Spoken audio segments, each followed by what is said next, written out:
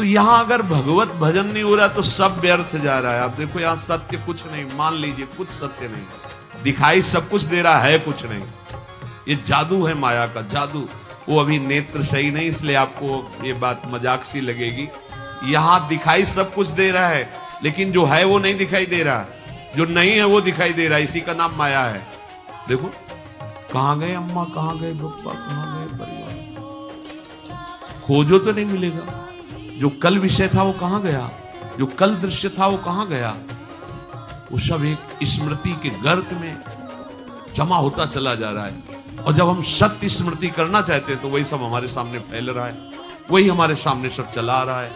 असत्य की इतनी जोर की सत्ता की स्मृति बैठ गई कि कुछ नहीं, आंख मूंदो तो पुरानी सब स्मृतियों का रजिस्टर भरा है।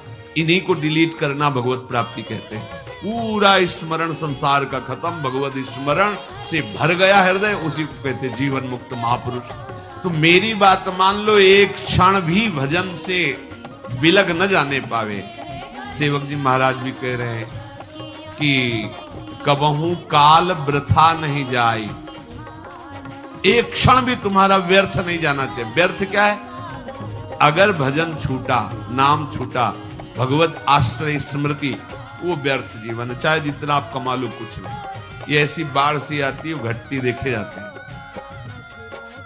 किसी व्यक्ति को हमने देखा था एक बार, वो पूरा परिकर आए थे, सोने की कटोरी, चांदी की कटोरी, चांदी की थाल, किसी में अनार के दाने, किसी में पपीता के हुए, ढेर सारी चौकी में बाल भोंकते समय। तो पूछा कि उन्हीं के निज जनों से, तो उन्होंने बताया अमुक अमुक अमुक ऐसा ऐसा। फिर कुछ समय बाद वो मिले तो उन्होंने बताया वो जो थे ना, तो इस समय अमुक जगह बंदी है। इतना वैभव, इतना सब। वो किसी बड़े फैक्ट्री के बड़े मालिक थे, वो उन्होंने बैंक का कर्जा लिया था। ऐसे ये माया का ऐसे फ्लो चलता है।